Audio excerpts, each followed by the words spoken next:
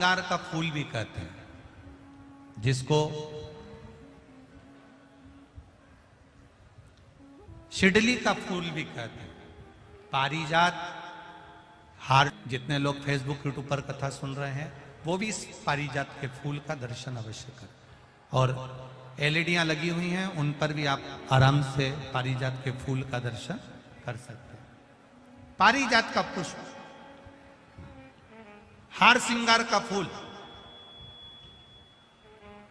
ऊपर से सफेद, नीचे जो उसकी डंडी होती है वो थोड़ी नारंगी होती है, संतरे की कलर की होती है, नारंगी कलर। महाराज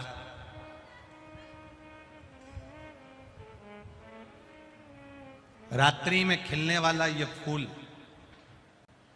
रात्रि में जो फूल खिलता है ये पारिजात का, और हार श्रृंगार का जो ये पुष्प है जिसको हार श्रृंगार भी कहते हैं, पारिजात भी कहते हैं, और कहीं कहीं इसको शिडली का पुष्प भी कहते हैं।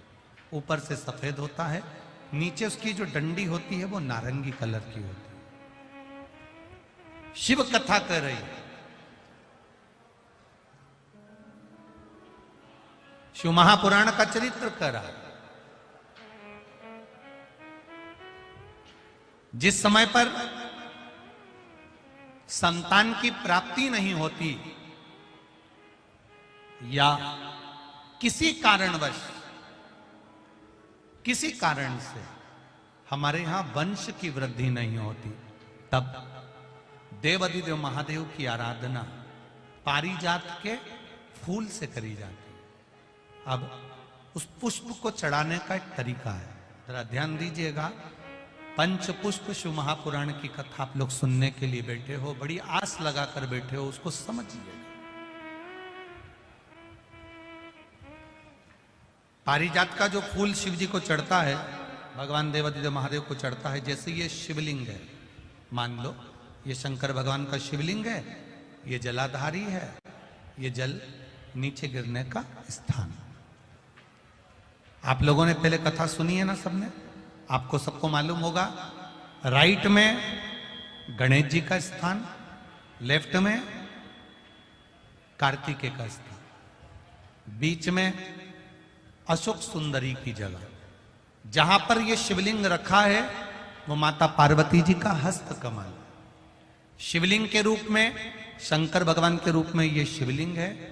ऊपर से जो एक एक बूंद जलाधारी नीचे गिरती है वो शंकर भगवान की 5 लड़कियां, जया, विषहरा, शामली बारी, दौतली और देव, ये शंकर जी की 5 बेटियां। वंश वृद्धि के लिए, कार्य सिद्धि के लिए, वैभव प्राप्ति के लिए, या अपने हृदय की सुख समृद्धि के लिए, संतान प्राप्ति के लिए पारिजात हार श्रृंगार के फूल की शिव जी को आराधना होती है। हार श्रृंगार का जो पुष्प होता है, अशोक सुंदरी वाली जगह पर हम पारिजात के पुष्प को समर्पित करते हैं। उसकी डंडी का जो मुख है वो शिवलिंग की ओर होता है जब हम अपना अशोक सुंदरी पर चढ़ाते हैं, और फूल का मुख इधर होता है। वापिस उसी पारिजात के पुष्प को उठाकर हम माता पार्वती जी के हस्त कमल पर, जो गोल हस्त कमल है, वहां समर्पित करते हैं। उस जगह पर माता पार्वती जी की ओर से जो पुष्प समर्पित किया जाता है, उसकी डंडी पारिजात की हमारी ओर होती है, पुष्प का मुख महादेव की ओर होता है।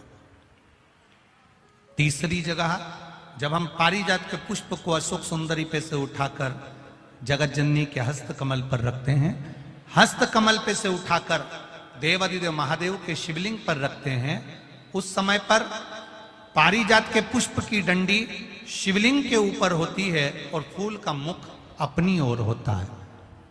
इस जगह पर पारिजात के पुष्प की डंडी के केसर से ही महादेव को त्रिपुंड लगाया जाता है और महादेव से प्रार्थना करी जाती है। अब पारिजात के फूल का केसर कैसे बनाना है वो भी एक बार आप लोग अच्छे से समझे। जैसे मान लो अभी पारिजात का तो फूल यहां पर नहीं है, पर आप टीवी पर दर्शन कर रहे होंगे। पारिजात पुष्प की जो पीछे की डंडी होती है, फूल सफेद और पीछे जो डंडी होती है नारंगी कलर की, केसरिया कलर की, उसको तोड़ लिया जाता है। तोड़कर ऐसी 25-50 फूल की पीछे की डंडी को तोड़कर उसको रख दिया जाता है। उसको धूप में नहीं सुखाते, केवल घर में उसको एक कटोरी में या थाली में रख दो, वो धीरे धीरे सूख जाएगा। सूखने के बाद उसको पीस लो, पीसकर उसका चंदन तैयार हो जाएगा पारिजात फूल की उस डंडी का।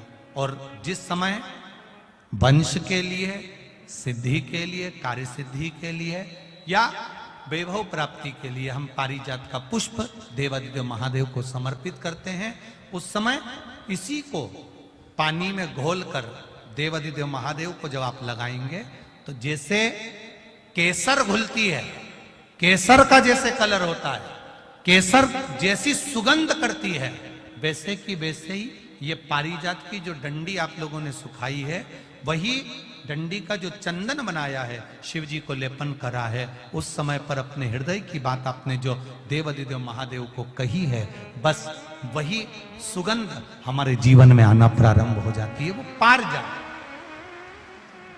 हार श्रृंगार।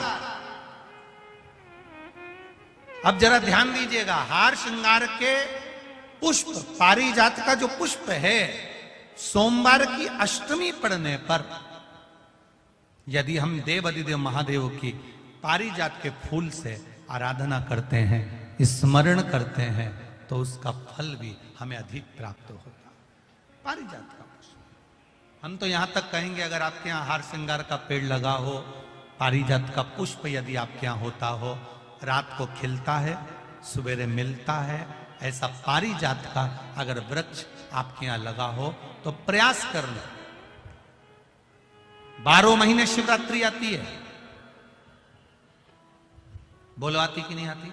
आती है ना 12 महीने। 12 महीने शिवरात्रि आती है। कैलेंडर पर एक गोला बनाकर रख देना कि हमको ये शिवरात्रि आई है, हर महीने की शिवरात्रि तुम्हारे ध्यान में रहेगी। एक पारिजात का पुष्प, हार श्रृंगार का पुष्प एक अगर देवादिदेव महादेव को आपने चढ़ाना चालू कर दिया, समर्पित करना प्रारंभ कर दिया, तो आपको पीछे पलट कर देखने की जरूरत नहीं पड़ेगी, महादेव हाथ पकड़ ही रहता। पारिजात का पुष्प शिव को समर्पित हो।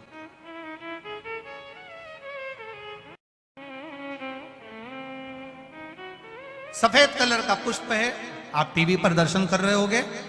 केसरिया कलर की, नारंगी कलर की उसकी डंडी है, भगवान शिव को समर्पित पारिजात।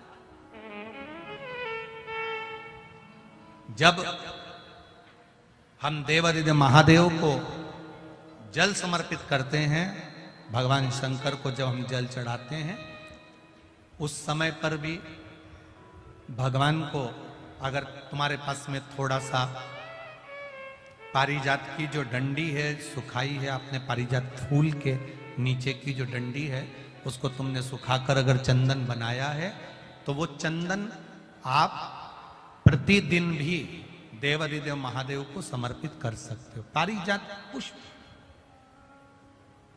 एक बात और हमारे स्मरण में रहे,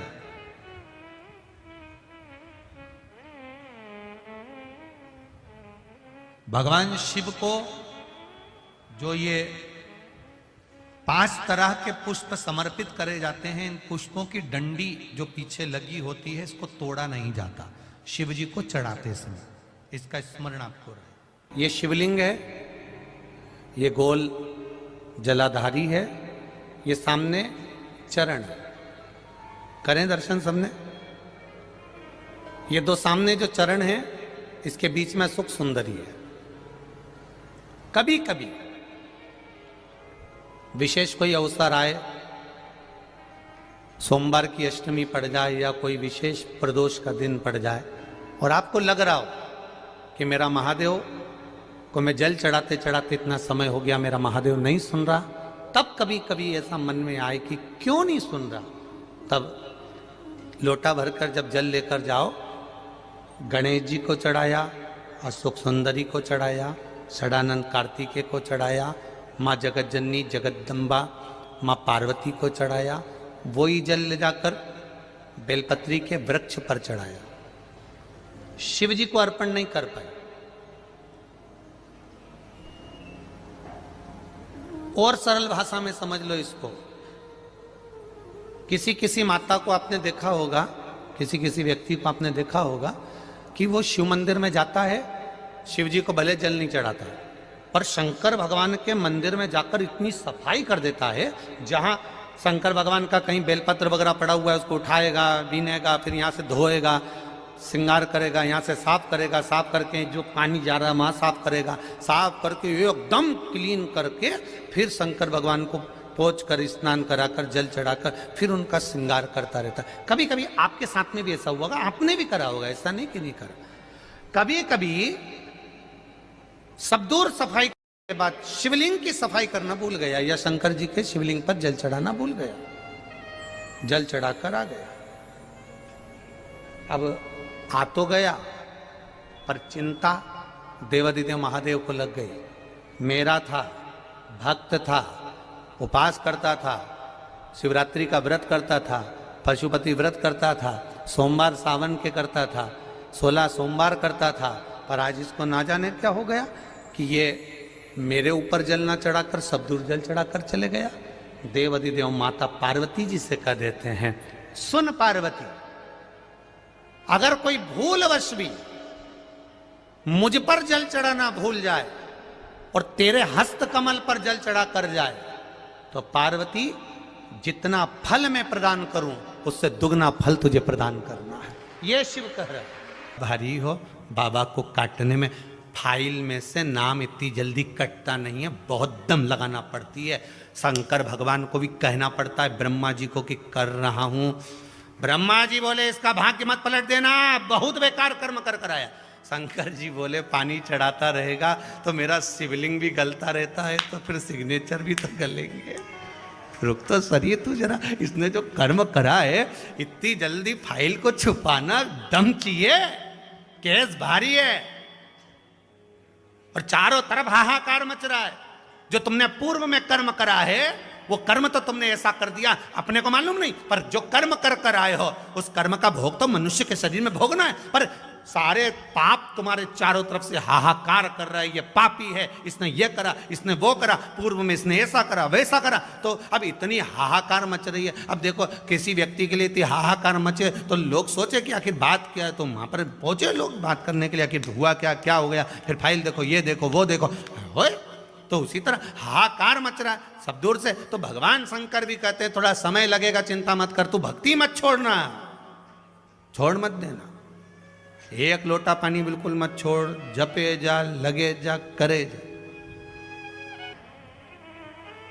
ना सियोर वाला महाराज कहीं जा रही है, ना तुम कहीं जा रहे हो, आ जाना वापिस सही कुबेरेश्वर धाम। तो चढ़ाओ, शिव की आराधना करो, शंकर की भक्ति करो और एक दृढ़ता से करो। पुष्प शिव महापुराण कथा आपको कैसी लगी? अगर यह कथा आपको पसंद आई होगी तो वीडियो को लाइक करिएगा, शेयर करिएगा। मेरे चैनल में नए होंगे तो चैनल को सब्सक्राइब करिएगा। श्री शिवाय नमस्तुभ्यम।